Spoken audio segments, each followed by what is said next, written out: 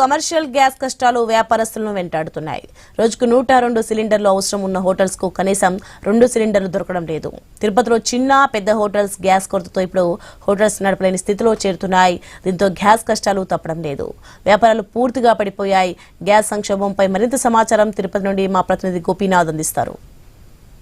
ఎక్కడో యుద్ధం జరుగుతుందని మనం అనుకుంటున్నాం. బట్ ఏరా అంటే భారతదేశంలో జరుగుతున్నటువంటి గ్యాస్ సంక్షోభం చాలా రకాలుగా ఇబ్బందులు గురి చేస్తుంది. ఇప్పటికే చాలా ప్రాంతాల్లో ముఖ్యంగా 2 తెలుగు రాష్ట్రాల్లో ఒకసారి మనం చూస్తున్నట్లయితే కన్నా గ్యాస్ సంక్షోభం హోటల్ రంగాన్ని పూర్తి స్థాయిలో కూడా కుదిపేస్తుందని మనం చెప్పుకోవచ్చు. చిన్న అంటే రోడ్డు సైడ్ పెట్టుకున్నటువంటి బండి కొట్టు కానించి స్టార్ హోటల్స్ వరకు కూడా పెద్ద ఎత్తున ఈ గ్యాస్ సంక్షోభంలో కూరుకుపోయాయి. కమర్షియల్ గ్యాస్ అనేది అసలుకి దొరకడం లేదు. అయితే మనం తిరుపతిలో ఉన్నాం. ఇక్కడ ఒక భవానగర్ సర్కిల్ లో ఒక హోటల్లో ఉన్నాం. నిత్యం కూడా ఇక్కడ ఎక్కువగా అంటే తిరుమలకి వెళ్ళే యాత్రికులు కావచ్చు, అదేవిధంగానే స్థానికుల ఉద్యోగులు, అదేవిధంగా ఈ ప్రాంతాల్లో ఉన్న వాళ్ళందరూ కూడా పెద్ద ఎత్తున వస్తూ ఉంటారు.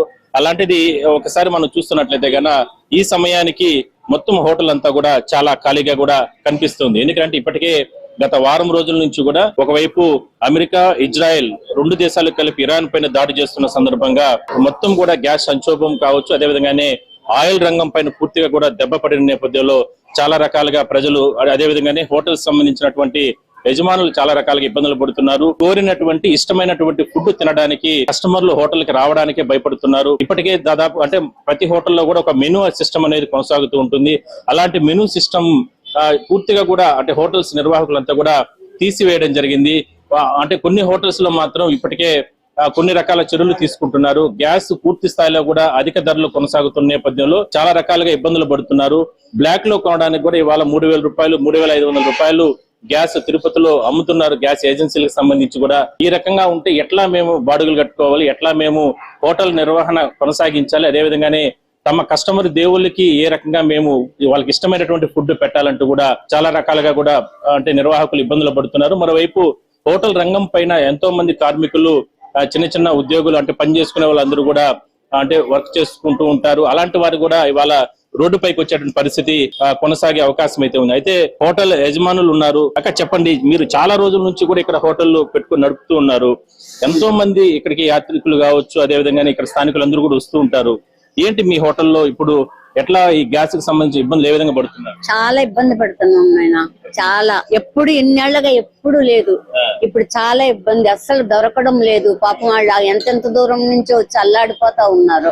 స్టేషన్ నుంచి గాని, తిరుమలకి వెళ్ళి బైపాస్ నుంచి గాని అంతా వచ్చి ఇక్కడ పార్సల్ అయి పట్టుకుపోతారు, తినడానికి వస్తారు. ఎంతగానో వాళ్ళు అభినందించి వెళ్తారు. కానీ చాలా ఇరకాటంగా ఉంది. చెయ్యాలన్నా ఏం చేయాలో అర్థం కాని పరిస్థితి ఉంది. బాడుగులు కట్టుకోవాలి, కరెంటు బిల్లు, ఈ సిలిండర్లు ఎట్లా కొనాలో అర్థం కావడం లేదు. ఆయిల్ పెరిగిపోయే, ప్రతి వస్తువు పెరిగిపోయింది. ఏం చెయ్యాలి, పిల్లలకు జీతాలు ఎట్లా ఇవ్వాలి, మేము ఎలా మెయింటైన్ చేయాలి, వచ్చిన కస్టమర్స్ దేవుళ్ళకి మేము ఎట్లా ఆదరించాలో కూడా మాకు అర్థం కాని పరిస్థితిలో ఉన్నాం మేము. భగవంతుడు మరి ఏం చేస్తాడో, 7 గంటల వాడు దయ, ఆయన దయ మీద ఆధారపడి ఉన్నాం మేము. మిగిలిన స్థానికులు, ఉద్యోగస్తులు, ఇట్లా టీటీడీ ఎంప్లాయీస్ వీళ్ళందరూ కూడా ఇక్కడికి వచ్చి ఇక్కడ నుంచి కూడా తినేసి వెళ్తూ ఉంటారు. వీళ్ళందరూ కూడా ఎంప్లాయీస్. సో వీళ్ళంతా కూడా ఇలాంటి హోటల్స్ పైనే, రంగం పైనే ఆధారపడి ఉంటారు. ఏం పేరు అయ్యా మీ పేరు? వెంకటేశ్వర. వెంకటేశ్వర్. ఏంటి మరి మీ ఓనర్ వాళ్ళు ఇట్లా హోటల్ రన్ చేయడానికే కాస్త భయపడుతున్నారు. ఇట్లున్న పరిస్థితి మీకు ఎట్లా ఉంటుంది ఇక్కడ పరిస్థితి? గ్యాస్ అయితే రేట్ ఎక్కువ సార్. గ్యాస్ వల్ల మాకు ఇబ్బంది ఎక్కువైపోతుంది సార్. గ్యాస్ వల్ల ఎక్కువ. అవును సార్. ఇప్పుడు కూడా బ్లాక్ లో కొనుక్కోవాలంటే రోజు 1,500, 1,800 పెట్టుకోవాలంటే వాళ్ళ కాదు సార్. ఈ రోజు కూడా 1,800 సార్ గ్యాస్ సిలిండర్. అందువల్ల ఈ రోజు నేనే 3 సిలిండర్లు తెచ్చాను 1,800 లెక్కన. అందువల్ల దానివల్ల మా సార్ కూడా ఇబ్బంది పడుతున్నారు, మా మేడం ఇబ్బంది పడుతున్నారు. ఆ టెన్షన్ ఉన్నది సార్. అందువల్ల ఎన్ని రోజులు పని చేస్తున్నారు? నేను అయిపోయింది 15 సంవత్సరాలు. విజయ్ కుమార్ సార్. ఎన్ని రోజులు పని చేస్తున్నారు? 5 సంవత్సరాలు పని చేస్తారు. ఎంత మంది ఇప్పుడు మీరు రోజు రెగ్యులర్ గా ఇక్కడ చాలా మంది వస్తూ ఉంటారు. సరే, ఓకే. సో మొత్తం మీద ఇలాంటి వాళ్ళందరూ కూడా పాపం వీళ్ళందరూ కూడా రోజువారీ లెక్కన ఇక్కడ కష్టపడుతూ ఉంటారు.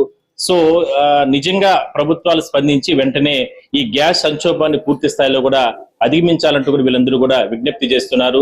హోటల్ రంగం తిరుపతిలో జిల్లాలో ఇక్కడ పెద్ద ఎత్తున దాదాపుగా 3,000 హోటల్స్ వరకు ఉన్నాయి. కంప్లీట్ గా చిన్న స్థాయి నుంచి స్టార్ హోటల్స్ వరకు కూడా పెద్ద ఎత్తున ఈ హోటల్స్ ఉన్న నేపథ్యంలో ఈ గ్యాస్ లేనిది ఎట్టి పరిస్థితుల్లో కూడా హోటల్స్ నడవు.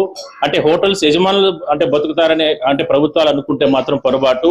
హోటల్ రంగం పైన కొన్ని వందల వేల మంది కార్మికులు పనిచేస్తూ ఉంటారు. వాళ్ళందరూ కూడా ఇవాళ రోడ్డు పైన వచ్చేసేటటువంటి పరిస్థితి, వాళ్ళ కుటుంబాలన్నీ కూడా రోడ్డు పైన చిదిగిపోయేటటువంటి పరిస్థితులు ఉంటాయి. కాబట్టి పూర్తి స్థాయిలో కూడా ఈ గ్యాస్ సంక్షోభాన్ని మాత్రం అధిగమించాలి. గ్యాస్ నిరంతరం గతంలో ఏ విధంగా ఇచ్చారో ఆ విధంగా పూర్తి స్థాయిలో అందుబాటులోకి తీసుకురావాలనేది ప్రధానంగా హోటల్కి సంబంధించిన యజమానులు వాళ్ళందరూ కూడా కార్మికులు వాళ్ళందరూ కూడా చెప్తున్నారు. Over to studio.